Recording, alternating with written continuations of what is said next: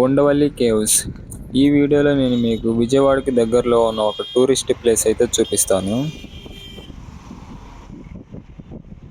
ఈ Undavalli caves ticket వచ్చేసి 25 rupees అయితే ఉంటుంది. ఈ ఉండవల్లి కేవ్స్ టైమింగ్ వచ్చేసి మార్నింగ్ 9 to ఈవినింగ్ 5:30 వరకు అయితే ఓపెన్స్లో ఉంటుంది. కేవ్స్ని చూడాలనుకునే వాళ్ళు వీకెండ్లో అయితే రావడానికి ట్రై చేయండి. వీకెండ్ అయితే ఇలాగ టూరిస్టులు అయితే ఎక్కువ మంది వస్తారు.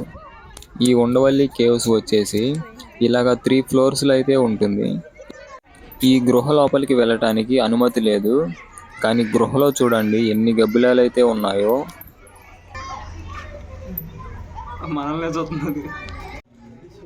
ఈ గృహలో మీరు ఎక్కడ చూసుకున్నా కానీ చేతులతో చెక్కిన గుర్తులను చూస్తారు.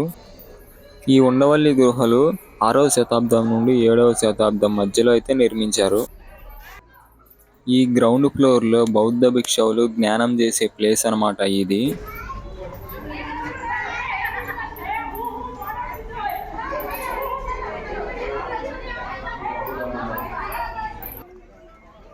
ఈ గుహలో ఫస్ట్ ఫ్లోర్కి వెళ్తున్నాము.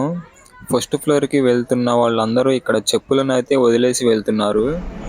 ఎందుకంటే ఇక్కడ హిందూ సాంప్రదాయానికి సంబంధించిన విగ్రహాలు అయితే కొన్ని ఉన్నాయి. ఇక్కడ లొకేషన్ చూడండి ఎంత బాగుందో. విజయవాడకి దగ్గరలో ఇది ఒక బెస్ట్ టూరిస్ట్ ప్లేస్ అని చెప్పవచ్చు. ఇక్కడికి వచ్చిన టూరిస్టులు చూడండి ఫొటోస్ అండ్ వీడియోస్ తీసుకుంటూ ఎంజాయ్ చేస్తూ ఉన్నారు.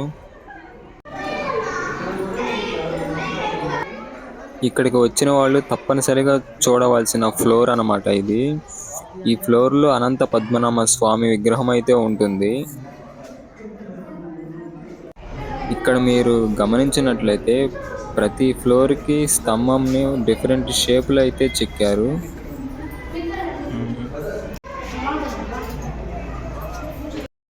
గుప్త వంశ రాజుల కాలంలో ఇక్కడ కొన్ని విగ్రహాలు ఉన్నాయి.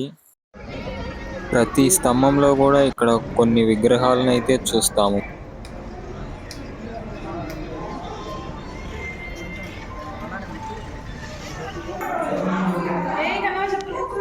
ఇక్కడికి వచ్చిన వాళ్ళందరూ అనంత పద్మనాభ స్వామిని దర్శించి పూజించుకొని ఫొటోస్ అండ్ వీడియోస్ తీసుకొని వెళ్తున్నారు.